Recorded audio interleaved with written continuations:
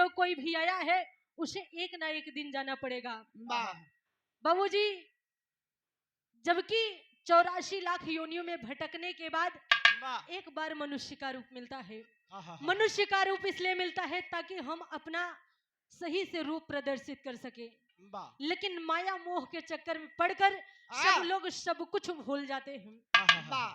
तर्ज लाइन बक कहना बा,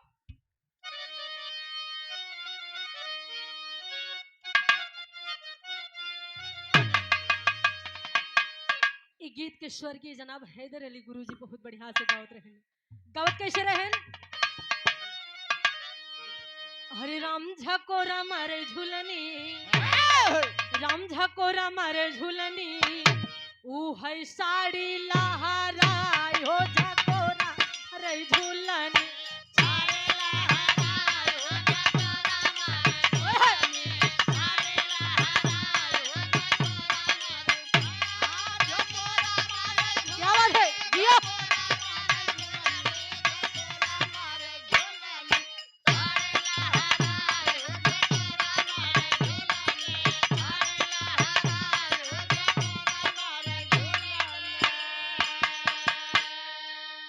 इतना ही नहीं और गावत रहे, पतली कमहरिया के जबला चकावलो,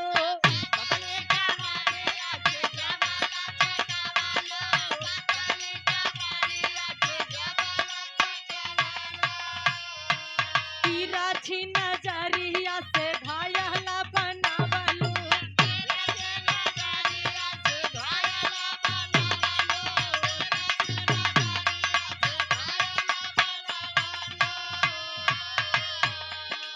जान मारे गोरी तो हर गोटेदार गंगरा झकोरा मारे झूलन।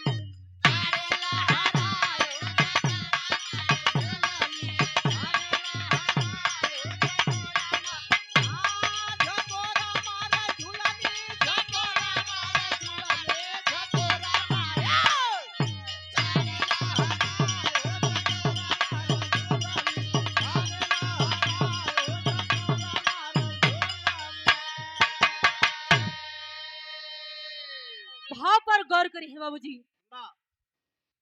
कि जीवन के सच्चाई का है। परमात्मा संदेश इस धरती पे कैसे भेजा थे, कहना है,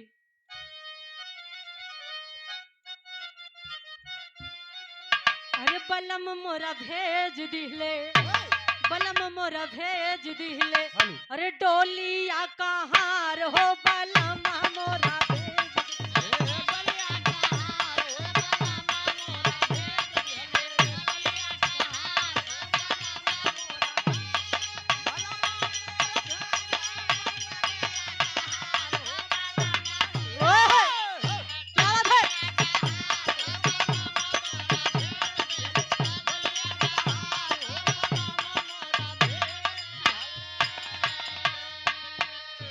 बाबूजी, धरती पे चाहे स्त्री हो चाहे पुरुष, सबका यहाँ मायका है। असली ससुराल उस परमेश्वर के पास है। जो संदेश भेजी यहाँ से जाई के पड़ी, 4 लोगन सजई है बजई है भेज दई है।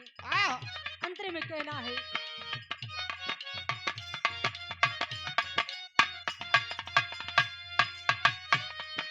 सखिया सहेली रच रच करी है सिंगारवा, सखिया सहेली रच रच करी है सिंगारवा, सखिया सहेली रच रच करी है सिंगारवा,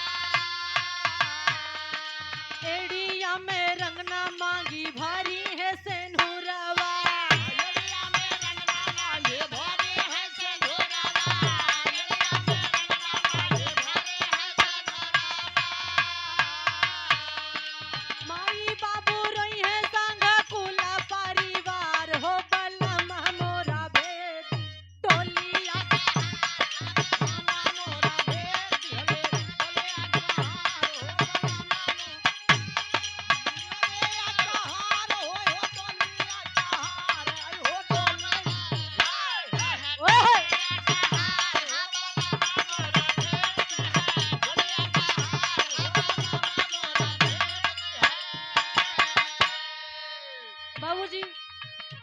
दादी इतना बढ़िया से घर दुआरे बनाई के चली गई, लेकिन अकेले आई, अकेले चली गई। नाती पोता बेटवा पतो सब रोवत रह गई, लेकिन अकेले आई रही, अकेले गई तो साथ देवे वाला ना रहत। सब रोवत बिलखत रह जात, लेकिन तू साथ ना दे। कहना है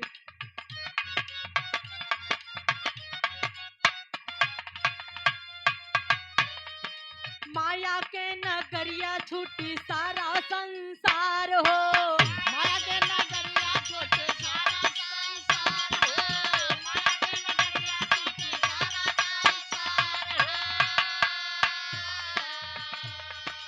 भाई भतीजा छूटी है नाता रिश्तेदार हो, भाई भतीजा छूटी है नाता रिश्तेदार हो, भाई भतीजा छूटी है नाता रिश्तेदार हो। सथवा में छूट जई है ब्याही मोरा नार हो, बलहमा मोरा भेष टोलिया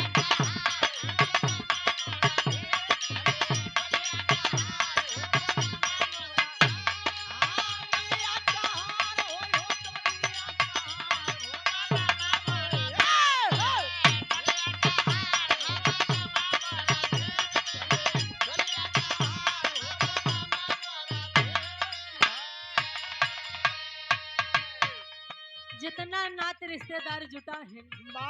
जब दादी जी के अंतिम समय रही, जब प्राण पक्ष निकला रहा, तब नात रिश्तेदार गांव के टोला मोहल्ला सब इकट्ठा भरे। तब अब आज 13वीं है, आज के दिन इकट्ठा हुई है। ओकरे बाद केवल याद करी है कि दादी बड़ी बढ़िया रही। ये माया के नगरी है बाबूजी, जो आया है वो एक दिन जाएगा। दुनिया के सच्चाई है, केहू एका झुठलाई नहीं सकत। कहना है अगले अंतरे में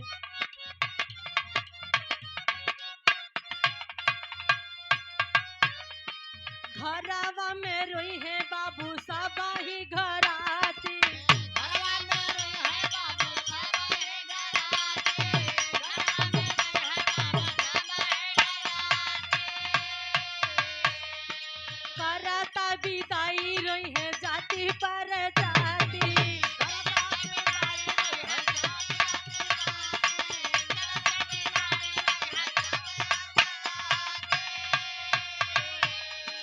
सुना सुना लागी बाबू अंगना दुआर हो, बलहमा मोरा भेष डोलिया जहार हो,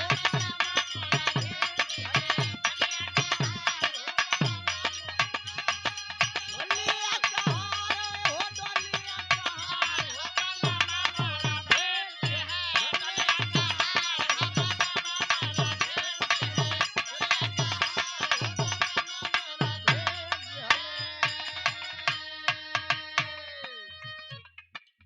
बाबूजी ये माया के नगरी है, जवन यहाँ अच्छा बुरा कर्म करे रही है, वो परमेश्वर के पास हिसाब हुई। तो परमेश्वर काल के कोठरी में बंद करके जर्रे जर्रे के हिसाब लगी है। पूछी है तो का भेजे रहे बढ़िया काम करे बदे, गऊ का कई के आऊ है, फलाने के मेड़ काट लूहू, उनकर ई कैलू, लोगन वहाँ बचावे वाला ना रही, जेकर सब कुछ बनाई के कह रही है। अगर अच्छा काम करे रही है तो परमेश्वर भी उनके साथ गलत काम ना करी है। आखिरी अंतरिम में कहना है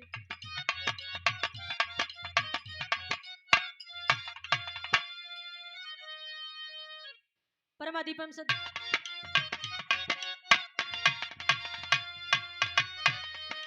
भुल्लुर गीतानंद का है छूटी है पीरितिया,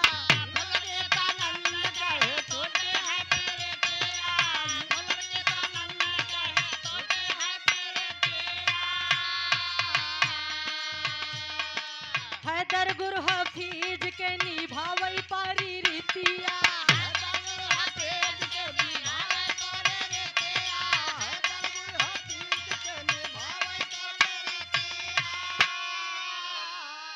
अरे कहे अनीता धीरज सुगना हो होई गईले फरार हो बलम मोरा भेज ए! डोलिया कहाँ